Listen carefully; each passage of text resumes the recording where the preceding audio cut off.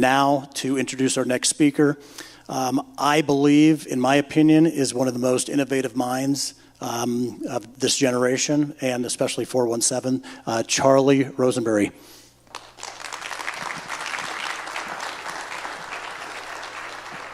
Thank you. Hello, friends. This is good, yeah. So, my name is indeed Charlie Rosenbury.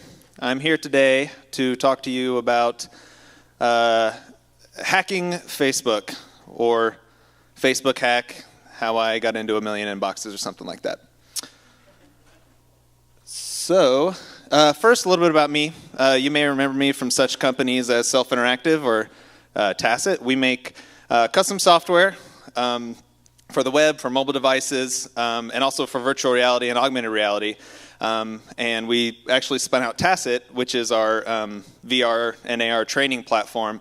We got some big projects we're wrapping up there that'll be coming out in the coming months.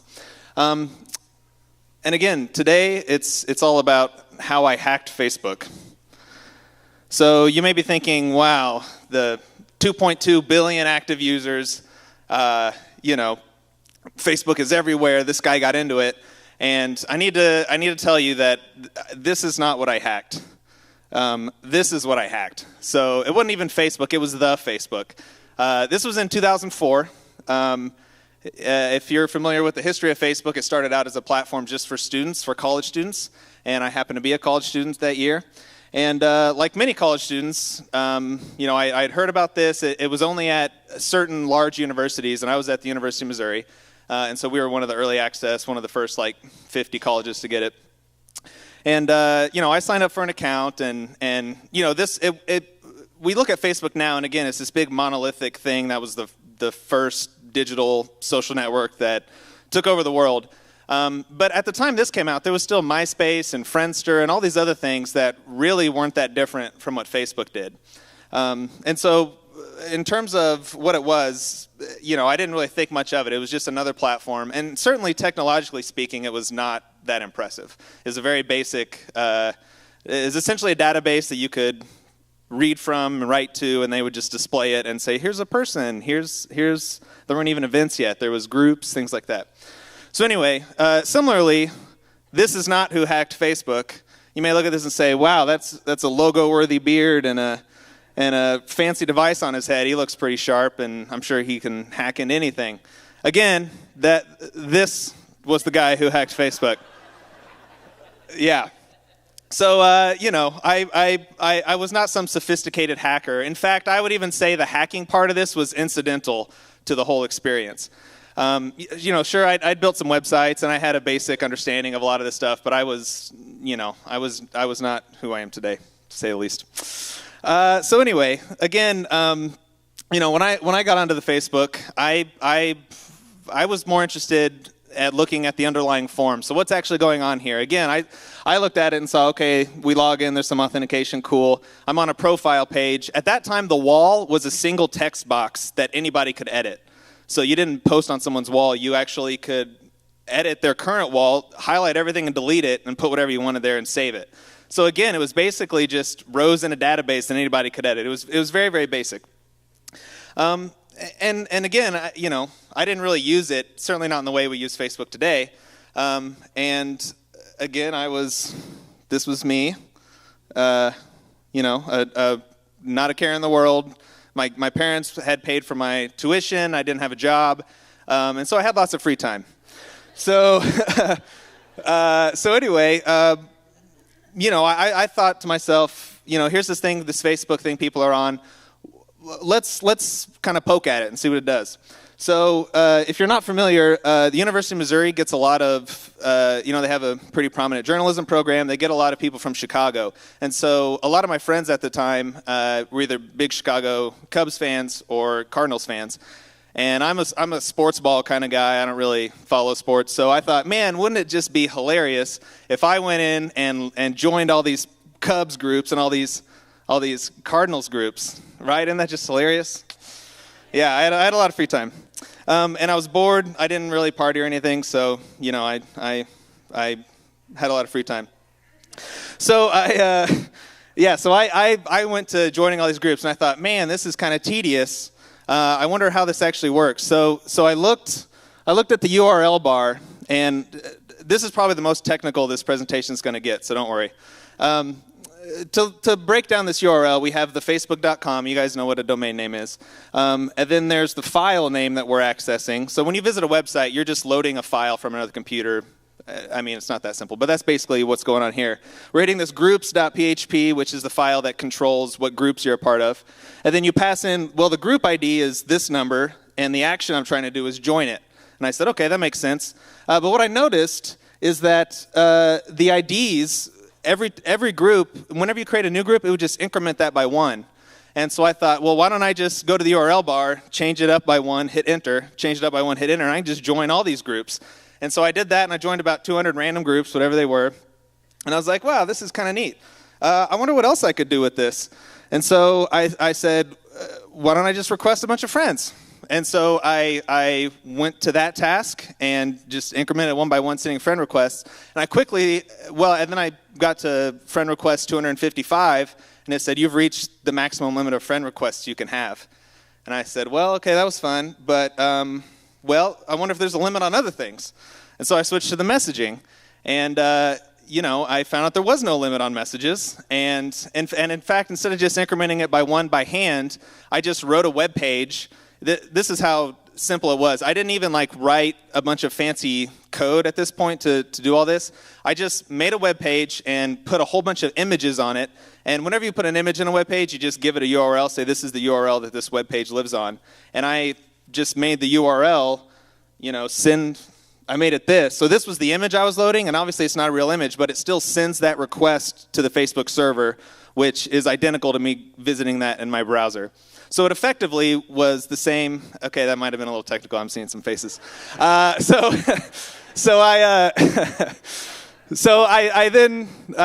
story short, I kind of automated it, and then I was like, okay, I'll take the time to figure out how to actually do this with some code.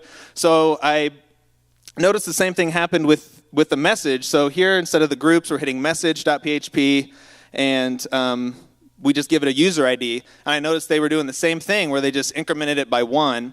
And then the first 2 digits just represented the school you were at. So University of Missouri was, if you're a student there, you got 34,000 or 340,000, and then whatever ID it was in which you joined.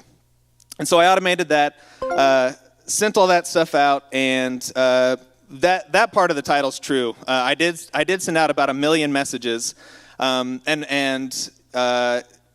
was really interesting about this is, I didn't know how many users were actually registered. I just kept incrementing that until I kind of got tired of it and moved on to the next school and ran it again. So what would happen is I would start sending them to users that didn't exist yet. However, when somebody then joined, they were given that ID, and they would already have a message from me waiting for them in their inbox saying, hey, come be my friend. So that was another little underlying way that Facebook worked, I discovered. Again, this was all kind of incidental. It started off with me being bored, and it kind of came out of this curiosity. I was a college student. I didn't really have much motivation besides just wanting to poke at this thing and see what was going on. I ultimately ended up with 74,000 friends that then sent me a friend request, because that's what the message said. And I couldn't come up with a good way to accept them, so I enlisted my girlfriend at the time to help me just sit there and click for a few hours to accept them all. It was really interesting. I discovered quite a lot from this. The first is people responded pretty passionately to this. So, new Facebook groups would pop up, such as this one. Yeah.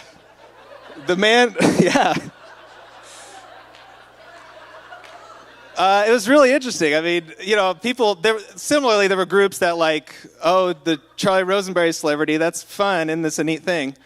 And if you read it, to a man who has dedicated his life to becoming a Facebook legend. It's true. So anyway, it was funny. It's funny how I didn't expect any sort of response, because this was not my goal. It was just, I'm gonna play with this thing. Similarly, I got to talk with John Schwartz, who is a science writer for the New York Times. We had a 1-hour conversation, and I basically told him my whole story. And, I ended up with a little blurb inside of this Newsweek college article thing, and I think the article was reprinted somewhere else. But that was actually the first time that I really stepped back and reflected on what I had done, because, I wasn't, again, I was that guy from the beginning of the slide. So that was kind of neat. I got, getting a response from there. I also was invited by the University of Michigan, their Student Activities Council, to come up and play guitar. It's like they thought, oh, he plays guitar, let's have him come too. So I did a little performance and talked about the whole Facebook thing, and they paid me like $2,000 and flew me up there, and it was kind of surreal, but it was neat. And then there's some summer camps that I've been involved in. I would volunteer at, and I would go there and I'd meet people.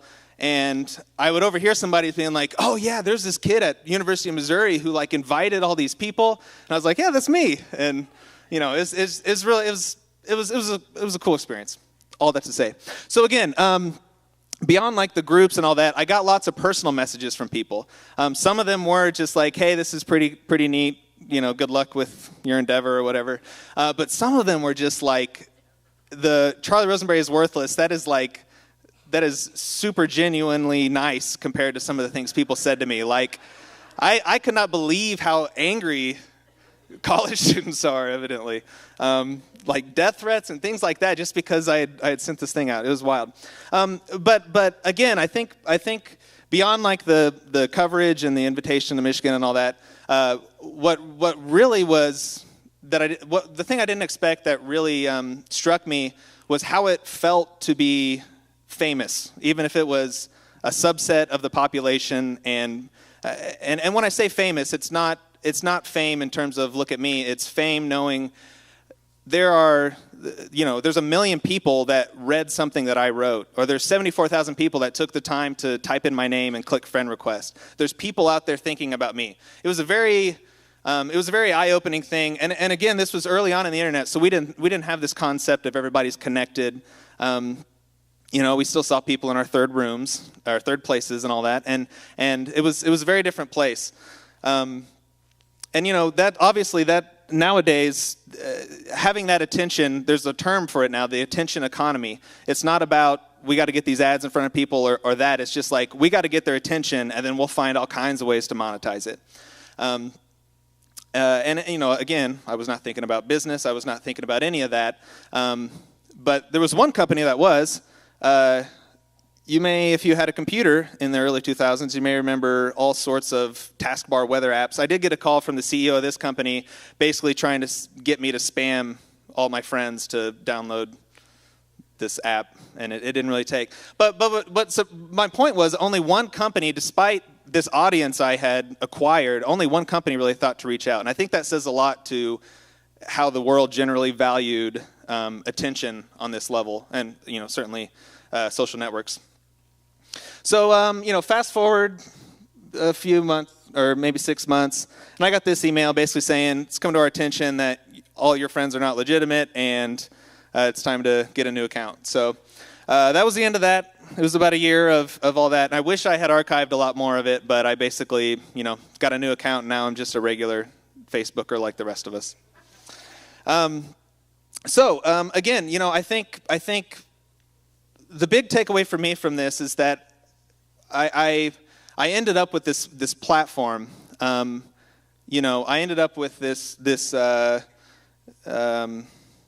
result that, again, nowadays would be seen as a great business opportunity, but that is not at all what motivated me. Preparing for this presentation is the first time I'd really sat back and reflected on this in a while. And I saw a lot of similarities. So in the same way, we see this guy, he's testifying before Congress, again, 2.2 billion active users a month. But if you've seen The Social Network, which I know is the movie, which I know is 100% accurate and not fabricated in any way, this is the guy who made Facebook. It was very much just like me. They make a big point in the movie that he made Facebook because it was cool. It was interesting. And I would bet that what drove him was knowing that he was creating this thing that people were using, and that alone was really exciting. And the business stuff came later. Now, I'll also say that, I don't think, not to take any credit from this guy, but I think even if he had never been born, the Facebook was inevitable. I mean, this social network, it was a right place, right time thing. He had a good audience with college students. We were technically literate. People were getting comfortable with this thing called the internet and social networking. After the Facebook came out, devices have been widespread, so people are now on it. So it was inevitable that this would have happened. But there's value in exploring something new just because it's cool without necessarily a business plan written out before you jump into it. And so that's really, and I also thought about it and I said, wow, that's kind of what we've done with this whole VR thing that we're doing at Self and Tacit, is we started from a place of, I experienced it. I said, this is the coolest thing ever. This is definitely coming. And we started by just talking about how cool it is and what it is and check it out. And, again, I think this is an inevitability, the next big thing. And I'm trying to intentionally figure out how to do something good with it. So anyway, that's my story. And if you want to add me on Facebook, I'll allow it. So thanks.